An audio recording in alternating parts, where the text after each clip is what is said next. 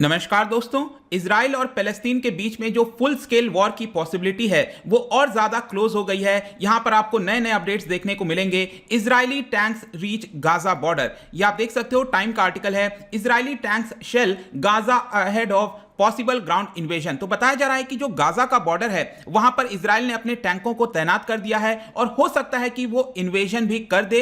अभी के लिए वो इन्वेजन नहीं किया है। यहां पर भी आप देख सकते हो, अल जजीरा का आर्टिकल है, Israel threatens Gaza with ground attack एमिड air strike. और इन सब चीजों को देखते हुए जो यूएस है उसने अपना F-18 फाइटर जेट्स को सऊदी अरब में तैनात कर दिया है ताकि अगर कोई भी फुल स्केल वॉर की पॉसिबिलिटी बनती है तो उसको यहां पर किसी प्रकार से रोका जा सके। लेकिन यहां पर हम इसमें जानेंगे कि एग्जैक्टली हो क्या रहा है, करंट में सिचुएशन क्या है, जो हमास है उनके लीडर्स का क्या कहना है, यहां पर इजराइल में लीडर्स का क्या कहना है, आपको मैं काफी कुछ इसके अंदर बताने वाला हूं। चलिए आगे बढ़ते हैं। मैं हूं अंकित अग्रवाल और अपडेट के लिए आप मुझे फॉलो कर सकते हैं इंस्टाग्राम, फेसबुक और ट्विटर पर। मेरे लेक्चर की हर पीडीएफ आपको फेसबुक पर तो मिलेगी, प्लस साथ में आप मेरा टेलीग्राम चैनल ज्वाइन कर सकते हैं by searching Ankit Agarwal official. और जैसा कि आपको पता है, यूपीएससी के कोर्स अगर आपको ज्वाइन करना है तो आप हमारे डिस्क्रिप्शन बॉक्स में देख सकते हो। यहां पर सबसे पहले देखते हैं एग्जैक्टली हो क्या रहा है, हम क्यों इसके बारे में डिस्कस कर रहे हैं। देखिए, फ्राइडे की बात है। फ्राइडे को अर्ली मॉर्निंग में जो इजरायली आर्टिलरी फोर्सेज हैं उन्होंने गाजा के ऊपर अटैक करना स्टार्ट कर दिया। बहुत सारी शेलिंग्स वगैरह की गई। बॉम्ब वगैरह को देखते हुए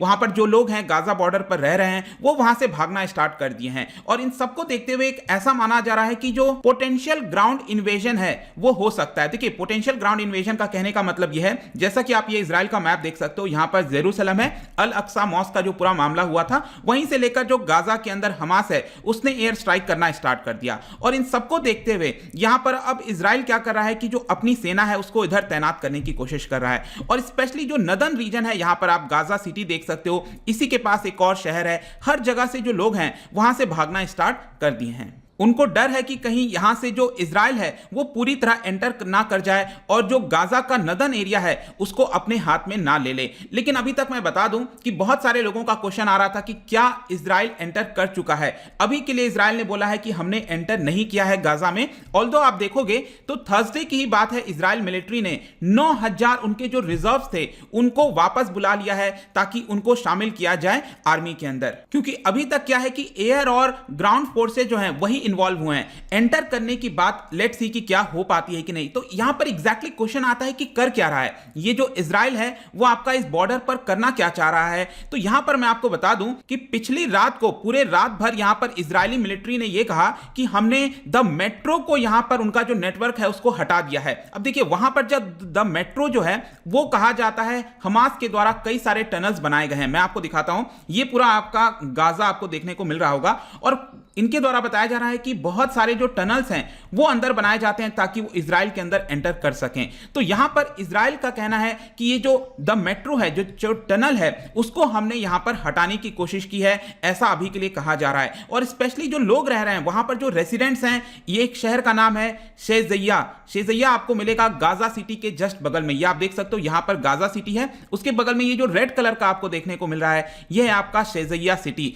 और यहां पर कई सारे जो बॉम्ब्स हैं, शेल्स हैं, उसको गिराया गया था। वहां के जो रेसिडेंट्स हैं उनका यह कहना है और इसी के लिए वो वहां से हट रहे हैं, अलग अलग जाने की कोशिश कर रहे हैं। तो यहां पर मैं आपको बता दूं, ये पिछले एक हफ्ते में जो भी कुछ हुआ है वो 2014 के बाद से सबसे ज्यादा वर्स्ट सिचुएशन बताई जा रही है। ऐसा नहीं है कि 2014 में इससे खराब नहीं हुआ था, इससे ज्यादा खराब था। आप देख सकते हो 2014 का बीबीसी का आर्टिकल है, UN calls for ceasefire as death pass 500 से ज्यादा डेथ उस समय हुई थी। और यहां पर जो वीडियोस वगैरह आप देखोगे, आप देखिए इस तरह के पिक्चर सामने निकल कर आए हैं। ये बीबीसी के द्वारा जो है वो पिक्चर लिया गया था। और ये जो आप देख रहे हो यहां राइट साइड में, ये गाजा की तरफ से जो रॉकेट्स हैं उसको लॉन्च किया जा रहा है। और लेफ्ट साइड में जो आप देख रहे हो ये दिखा रहा है कि जो आयरन डोम टेक्नोलॉजी है इजराइल की, वो यहां पर इसको काउंटर करने की कोशिश कर रही है। तो इन सब चीजों को देखोगे अगर आप, तो 119 लोगों की हत्या कर दी गई है गाजा के अंदर और इजराइल के अंदर भी करीब 8 लोग मारे गए हैं। अब देखिए, इस पूरे कॉन्फ्लिक्ट के अंदर सबसे बड़ी प्रॉब्लम क्या है। यहां पर जो इजराइल है उसका यह कहना होता है बार बार कि हम जो मिलिटेंट्स हैं, जो टेररिस्ट हैं गाजा के अंदर, उनको हराने की कोशिश कर रहे हैं, उनको मारने की कोशिश कर रहे हैं। लेकिन गाजा के जो हेल्थ मिनिस्टर हैं उनका देखिए बयान आया है कि 27 बच्चे 27 चिल्ड्रन जो है वो मारे गए हैं, 600 से ज्यादा जो अदर सिविलियंस हैं वो उनको यहां पर चोट पहुंची है। और जो इजराइल है वो ये कह रहा है कि हमने तो सिर्फ मिलिटेंट्स को मारा था और वहां के जो सिविलियंस मारे गए हैं इट इज बिकॉज कि गाजा के द्वारा जो भी फायर किए जा रहा है, जो रॉकेट लॉन्च किया जा रहा है, उसमें से कुछ रॉकेट मिसगाइड हो जा रहा है और वो गाजा के अंदर ही गिर जा रहा है। इसी की वजह से वहां के सिविलियंस मारे जा रहे हैं। और इजराइल के अंदर भी आप देखोगे तो वहां पर भी एक बच्चे की मौत हुई है। तो चिंता की यह बात है कि जो सिविलियंस हैं उनके ऊपर जो अटैक हो जाता है, ये सबसे बड़ी दिक्कत है इस पूरे कॉन्फ्लिक्ट के अंदर। और ये देख सकते हो, ये गाजा सिटी का, गाजा का ही आपका पिक्चर है, जहां पर एक मल्टी स्टोरी बिल्डिंग को गिराया गया था और यहां से जो है लाशें वगैरह हैं वो आपकी ले जाई जा रही हैं।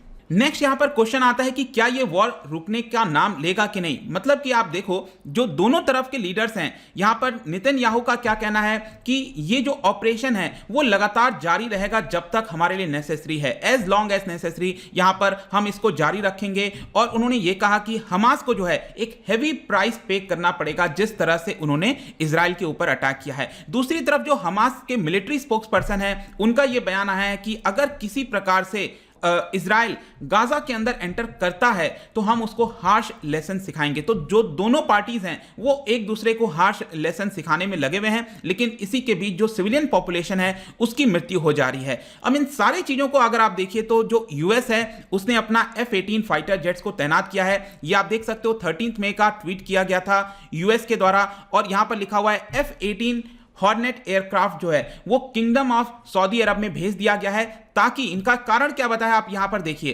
To deter aggression and promote security and stability within the CENTCOM area of responsibility. अब देखिए उनका यह कहना है कि हमने इसलिए यह तैनात किया है कि जो सेंटकॉम एरिया है उसको हम प्रोटेक्ट कर सकें। तो क्वेश्चन आता है कि ये सेंटकॉम क्या है। इसका फुल फॉर्म है US central command.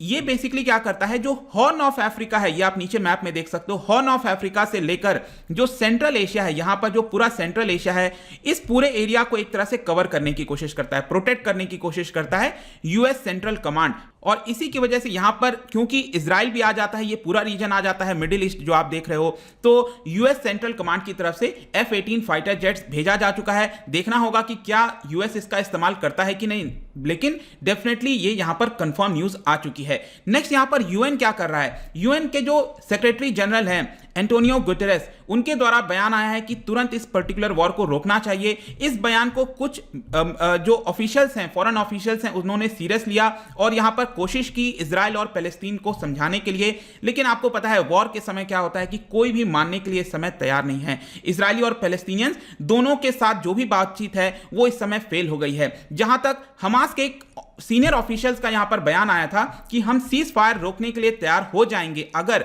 International community Israel को समझा सके कि वो अल अक्सा मॉस्क के ऊपर जो भी करता है उसको करना बंद करे। तो अगर वो सप्रेशन बंद कर देगा जेरूसलम के अंदर जो आपके पैलेस्टीनियन लोग रहते हैं, तो हम यहां पर सीज फायर को मानने के लिए तैयार हो जाएंगे। लेकिन अभी के लिए तो आप देख सकते हो दोस्तों, जो स्थिति है, जो मैंने आपको करंट में अभी न्यूज बताया, उसके हिसाब से तो कहीं नहीं लगता कि यहां पर इजराइल या फिर जो हमास है वो रुकेगा। जस्ट होप कि यहां पर चीजें और ज्यादा एस्केलेट ना हो जाए, क्योंकि एक बार इजराइल एंटर कर जाएगा गाजा के अंदर तो आप यूं समझ सकते हो कि जो पूरा एरिया है नदन वाला गाजा मैंने आपको दिखाया, वो एक तरह से वापस से इजराइल ले सकता है और फर्दर इसकी वजह से टेंशन बढ़ जाएगी बाकी के अरब देश और इजराइल के बीच में। जाने से पहले मैं आपके लिए क्वेश्चन लेकर आया हूं, यहां पर आप देख सकते हो गल्फ ऑफ अकाबा।